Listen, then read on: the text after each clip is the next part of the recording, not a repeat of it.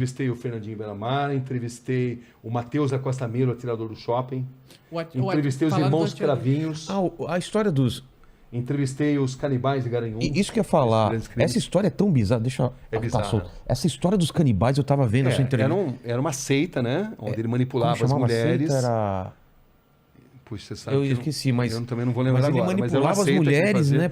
Manipulava as mulheres. Ele era um cara muito bom de conversa e as mulheres seguiam fielmente tudo que ele dizia. Matavam, esquartejavam e ainda usavam a carne para coxinha.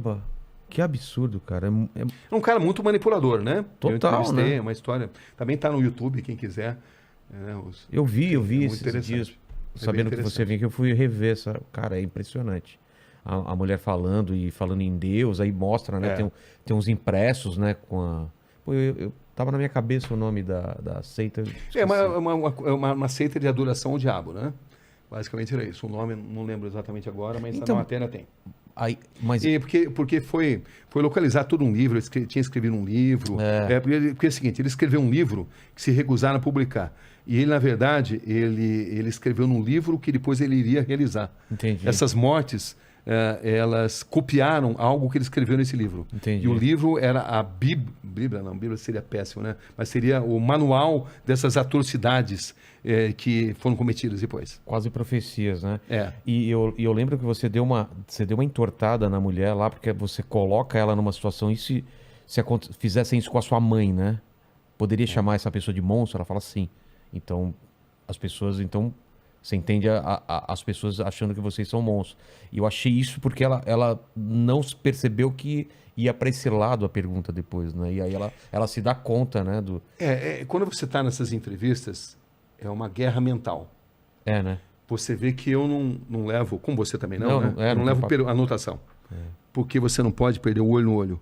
Exato. Entendeu? Porque o body language, né? A linguagem corporal.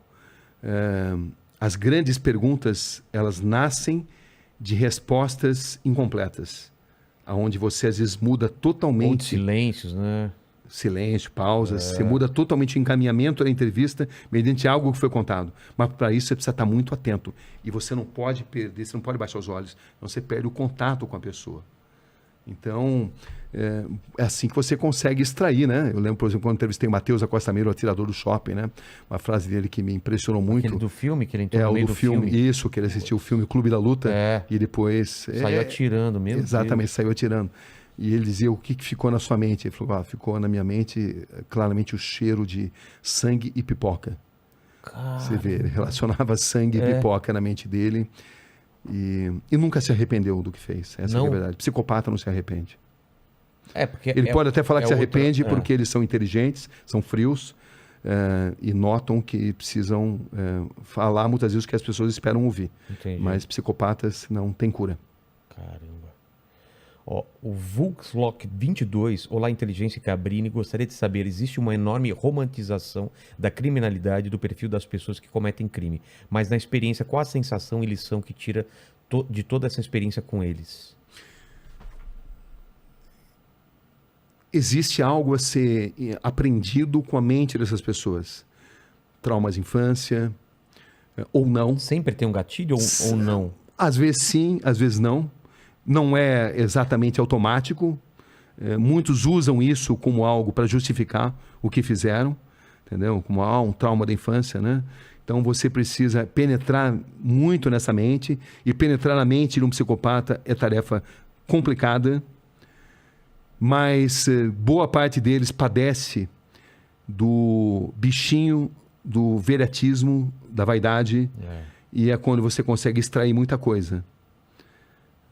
E eles gostam também de submeter a capacidade deles de manipular a sua capacidade de perguntar. Então, eles estão sempre tentando te manipular a perguntar o que eles querem responder. Com certeza, com certeza. É um jogo mental violento, onde você precisa ter o máximo de concentração. Senão você faz exatamente o que eles querem, né? Você faz, senão você não surpreende.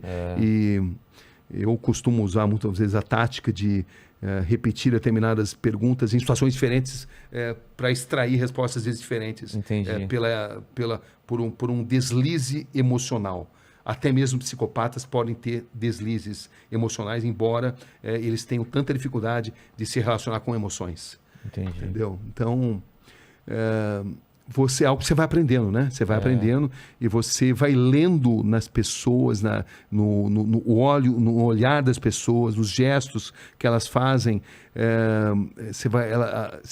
Elas vão emitindo os sinais. Às vezes elas estão morrendo de vontade de contar uma determinada verdade, desde que você consiga entender esses códigos. Ou outras vezes não. Como se fosse um prêmio que você precisa merecer, merecer intelectualmente para ela te revelar aquilo, né?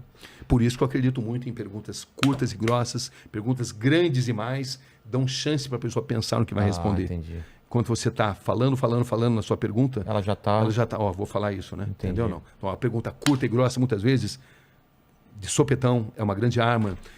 Mas também a maneira de entrevistar o Rogério não é a maneira de entrevistar o Mandíbula.